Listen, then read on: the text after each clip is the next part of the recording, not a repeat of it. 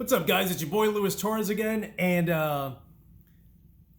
today's September 10th, 2019, and back in September 2001, I worked on Wall Street in New York City, and September 10th, and don't laugh, was the first time I had ever gone to a baseball game. And so one of my buddies who I worked with was like, "Hey, I have another ticket. You want to go?" And I'm just like, "Yes, I've never been to a baseball game." I grew up skateboarding. My dad wasn't into sports. I grew up watching documentaries about the Serengeti. That's what my dad liked. That's what I still watch to this day. So we go from downtown, the financial district, to the Bronx, and I'm there, and it looks like it's gonna rain, and I'm like, "Are you kidding me right now? It's gonna rain." First baseball game of my life, and it's gonna rain. Keep in mind, at this point, I'm 27, going on 28, and it pours. You don't understand how excited I was, because it was the New York Yankees against the Red Sox. And of course, if you're from New York City, you can't push for the Sox. You can't. And then at one point, the firm that I worked at, we merged with a parent company, but we actually ended up, our old office used to be on Broadway. So when the Yankees did a full sweep of the New York Mets, we were literally on the corner of Liberty and Broadway, and we watched the New York Yankees literally from our third floor window on a double decker, so we can see Jeter, we can see everyone. Literally, you can almost go, reach your arm out and touch them, because they were on our side of the street, and being on a double decker, they're almost as high as we were from the bottom floor. So here I am, finally it's my first baseball game, and it looks like it's gonna rain, and it is pouring like never before. And it's the first time I watched them roll out that giant mat that they use to cover the baseball diamond. And then they call off the game. They're like, "Sorry guys, because of the weather, we're gonna call it off." So I'm like, all right, at least I'm at Yankee Stadium. I've never been, at the time I had never been to Yankee Stadium, so I was super excited anyway. And then interestingly enough, out of the blue, and as funny as this is, because everyone that I went with, they all remember exactly the same thing, is they remember at some point, as we were about to leave the stadium, dude, the clouds just opened, and it was just sunny. But, if you've ever seen any of those storms that just come and go, where it just dumps, and then suddenly 10 minutes later, it's just sunny and gorgeous. Like we're literally leaving Yankee Stadium, and you could see all the water just evaporating. So that was September 10th, 2001, which was a Monday. And the next morning, I go into the office, and someone screams, "Hey," keep in mind that we were 3 blocks away from the World Trade Center, and on the 28th floor. So our westward view was of the World Trade Center. And someone screamed, like you can feel the building shake. And I was leaving a client a message, and I never looked to see which exact client that was, but all of a sudden the building starts to shake. I hear someone screaming. I take the phone off my ear, and I'm like, "What the fuck was that?" And I hang up. So imagine the client who on September 11th listens to his voicemail, looks at the time, and is like, what? So we all go to the window, and literally I'm talking about floor to ceiling windows. Like, it's just, that's all you see is the west side of Manhattan. And the crazy part is you saw one section kind of on fire of the World Trade Center, and just paper everywhere. Paper everywhere. And I'm like, where's all this paper coming from? Just tons.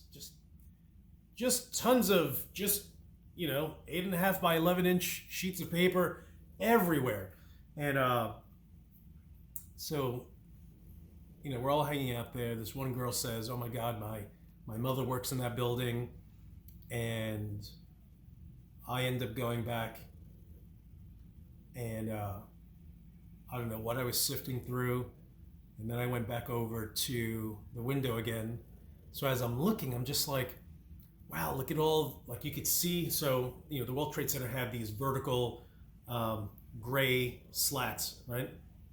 And so you just see them all kind of fall, just drifting down. And our managing director was just like, that's not good. And you hear fire trucks just racing over. And after some time, I'm looking out of the window, and I see the second plane hit. And the crazy part is, a few weeks later, I learned that when the second plane hit, a part of its wheel flew down,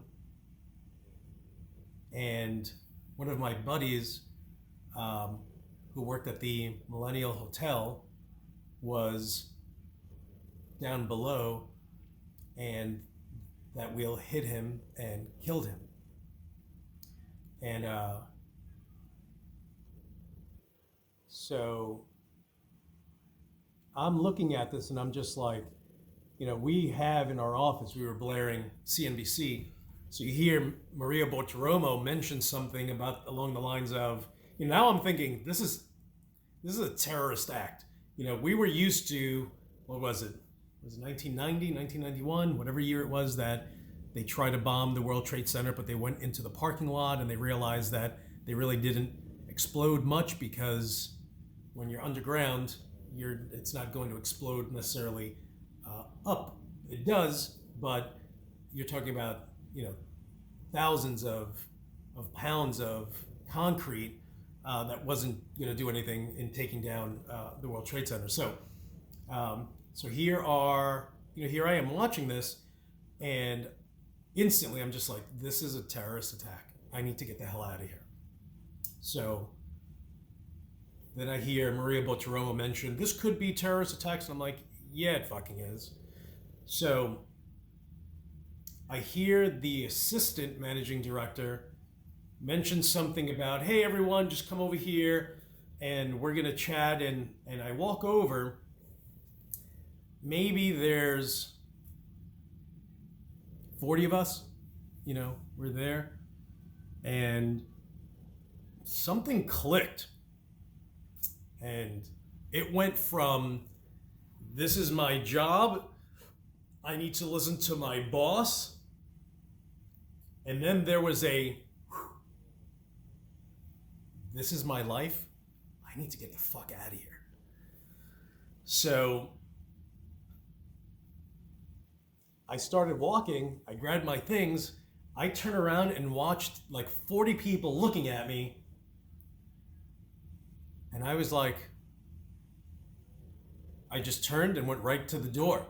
In my head, I'm just like, if you guys think that I am going to let my life roll and be on the balance that these two people are trying to, they're trying to direct what we should do. Dude, if I die, it's going to be because I did something wrong. not because I was being a good corporate citizen listening to what you ding-dongs are doing, because this guy needs to get the fuck off this island and needs to get back home to Brooklyn. So, I'm the first one in my office to leave. Keep in mind that everyone stayed until the first tower had fallen. So if you know the video footage of all the smoke and the debris that everyone's trying to race from, dude, everyone literally told me that they were in the lobby of my building at 110 William Street and that the security didn't want anyone to leave the building. And what was his name? Big Jim, we used to call him. But he was this big Irish dude who was like gentle giant, but he must have been 6'5", 6'6", just a giant of a man. He started to see that plume of smoke going up William Street, and he's like, "Get the fuck out of here!" Dude, this is what at least 30 people told me, that he lost it, went to the security guard to basically bum rush the guy. The guy got out of the way like, "Yo, you're a giant man. I'm not gonna do anything to you." And he bolted out the revolving doors and then went north, east, west, north, out of the building so he can turn the corner, and then started to run eastward. So I leave my building. I come out of the 110 William Street. I go left. Now I'm on the corner, and I look right, and all I see is the World Trade Center. Keep in mind that for me, we were so close to the World Trade Center that all I could think of is if those buildings topple, I don't know which way they're gonna go, but all I know is that I am basically in its shadow. So I was like, I need to get the hell as far away as I can from this building. And of course, being a photographer, I was a photographer then, and the best thing is that I didn't have my camera, because I probably wouldn't be here today if I had, because listen, I'm in Brooklyn. I remember someone saying, "Oh, I think there's a shootout around the block," and I'm like, "Be right back."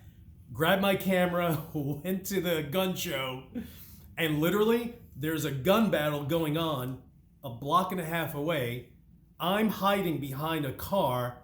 Behind me, behind the car, behind another car is the police. I'm one car closer to the gun show than the police are. The guy's yelling at me, and I'm just like, "Yo, you see me with my giant camera? If you need to do anything, you go. I'm gonna stay put right here." So I've always been that guy, gotta be in it to win it. So I'm glad that I didn't have my camera that day, and I never really ever brought it to work. So I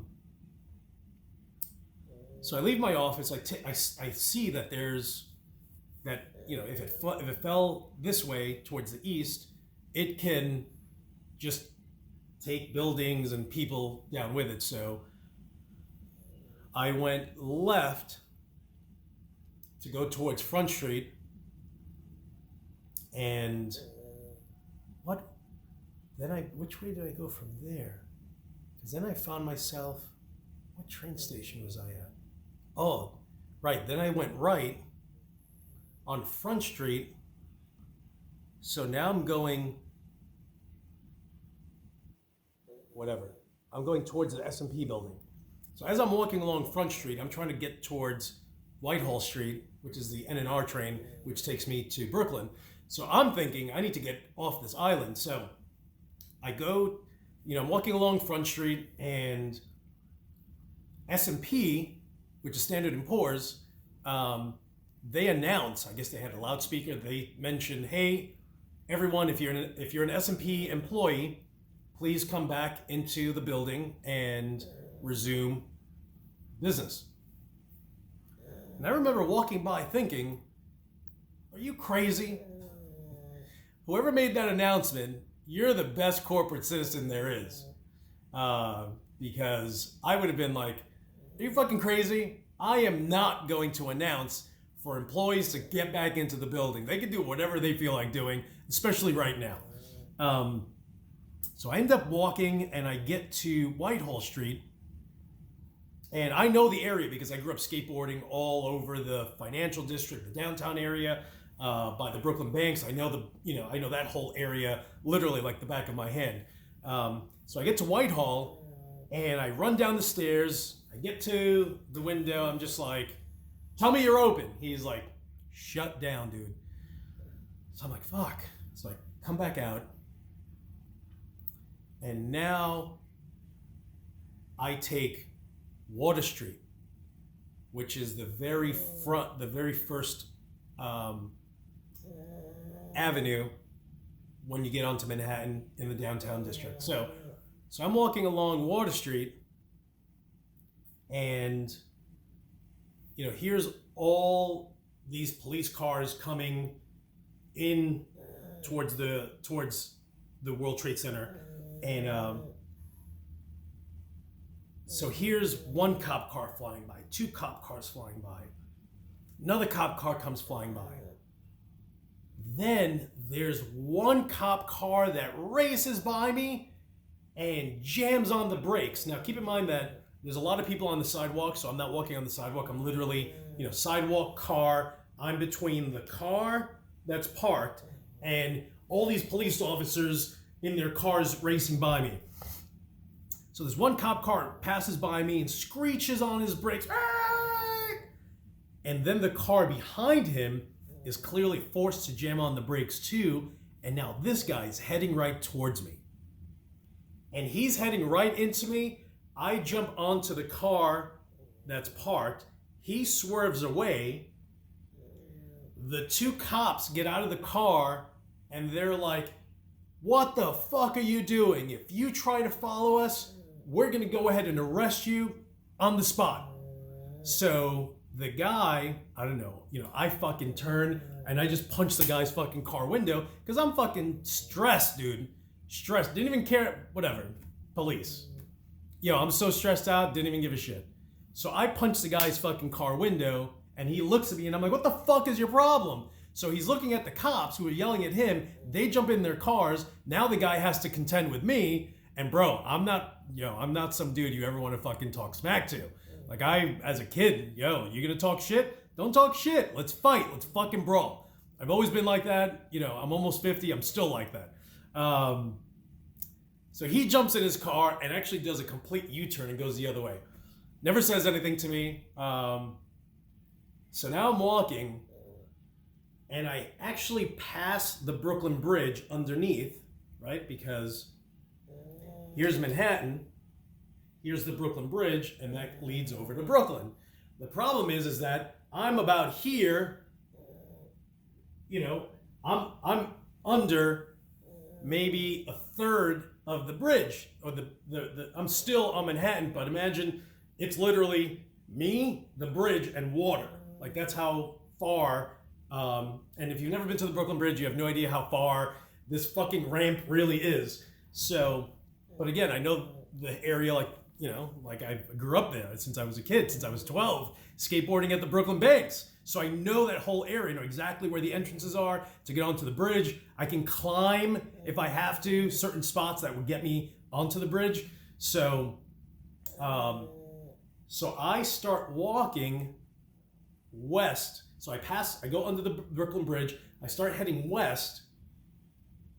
So now I'm passing the Verizon building. And I'm still walking. Gotta get on the bridge. Gotta get back to Brooklyn. And I hear something behind me. And I'm like, I turn around. There's a cop yelling at me. Yo, you can't go that way. Come this way. And I'm like, I'm okay. I'm just gonna get on the bridge and go to Brooklyn. And he's like, you can't go that way. And I'm just like, yeah, I'm gonna go that way. I'm going that way. Okay, I hear what you're saying. This guy's gonna go this way anyway.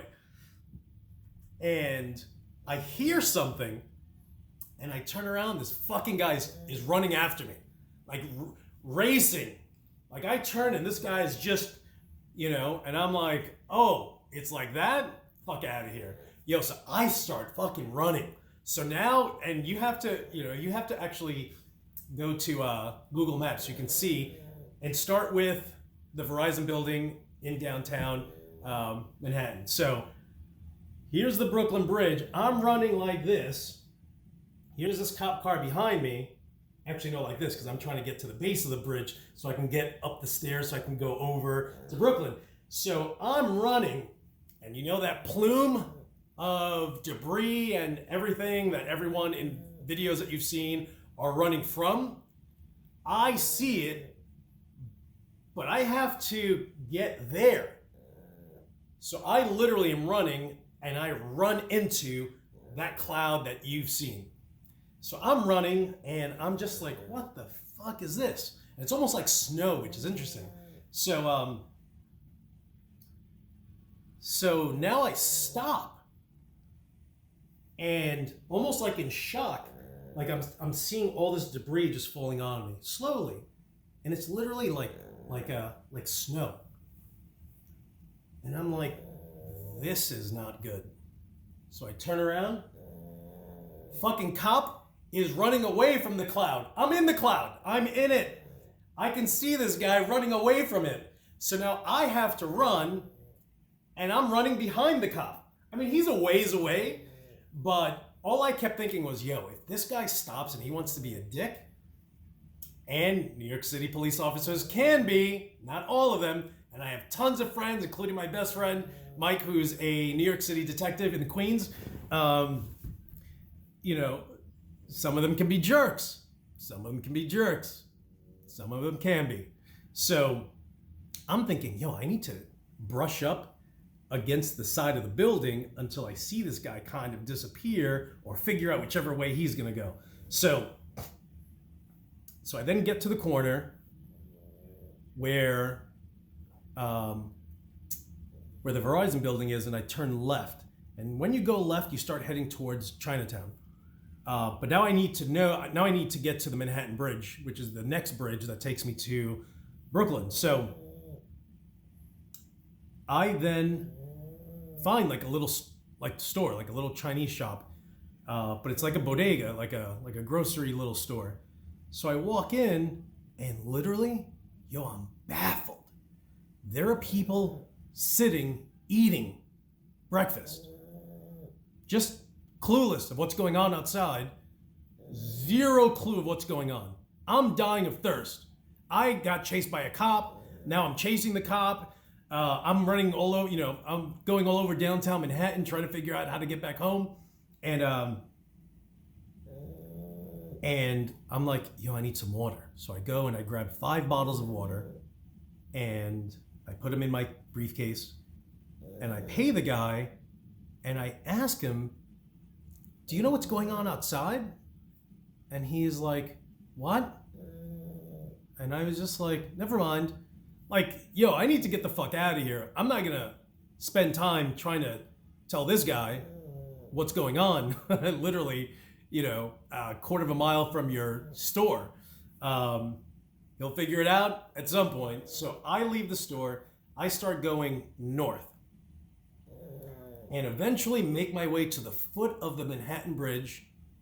And again, same thing. I know the Manhattan Bridge just because I grew up skateboarding, on all the little obstacles that are at the Manhattan Bridge.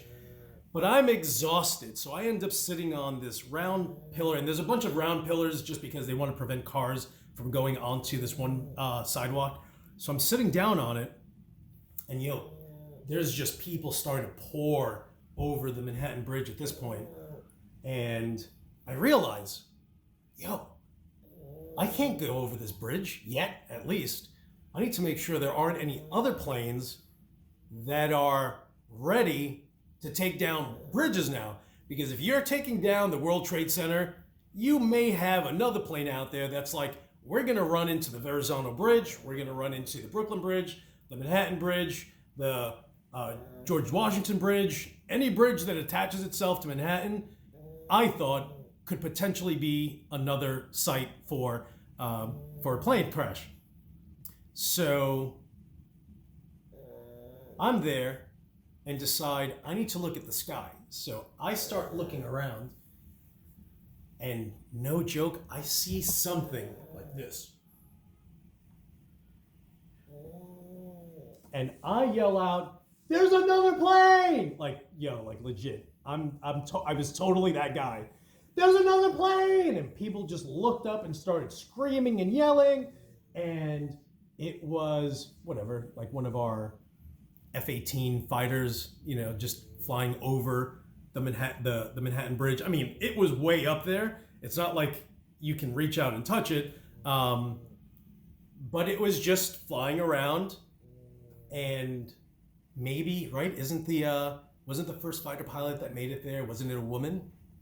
So I would imagine it was probably her, because you couldn't hear anyone else. You can then hear the engine, but there was nothing else. Like, it was just one fighter pilot. So I'm assuming that had to have been her. And I've actually, if I'm not mistaken, I've watched an interview with her, and I was just like, oh shit, it was a woman that first got there. So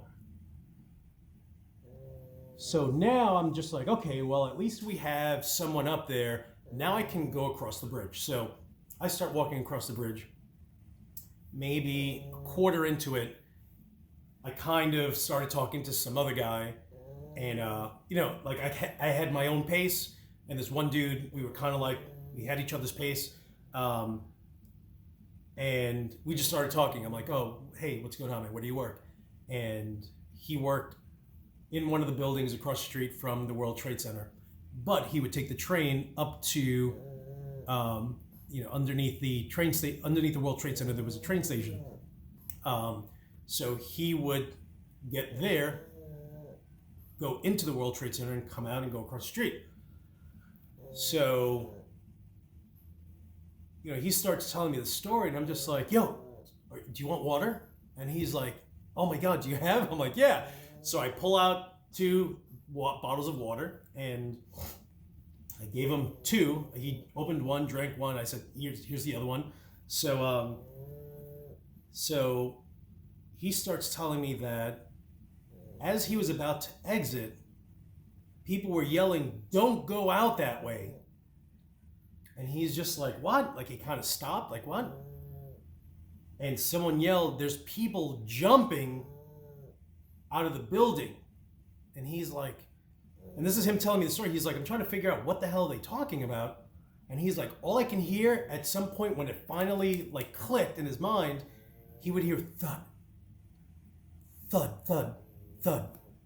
And he looks out and he could see bodies just landing and exploding.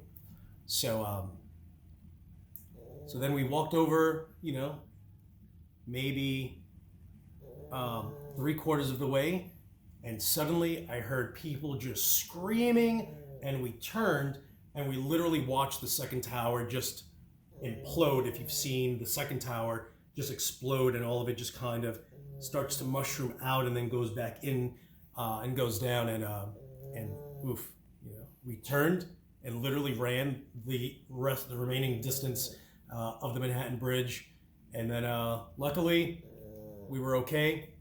I called my dad at the first payphone we found, and I'm like, hey, just can you come and pick me up? I'm exhausted. And he says, have you heard from your brother? And I'm like, which one? He's like, Robert. And I'm like, no, why? And he says, because a plane hit the Pentagon, and my oldest brother worked at the Pentagon at the time.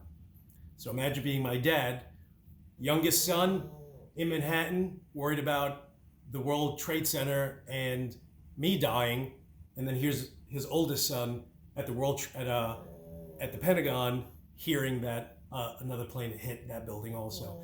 So 9/11 means a lot. I was the first person in my office that noticed people jumping, and that was hard. I probably shouldn't have said it loud, because I think like 6 or 7 women just started to scream and just started to cry when they realized that there were people jumping. So that's my 9/11 experience, and it was crazy. Yo, you have no idea how crazy it was. That day was crazy.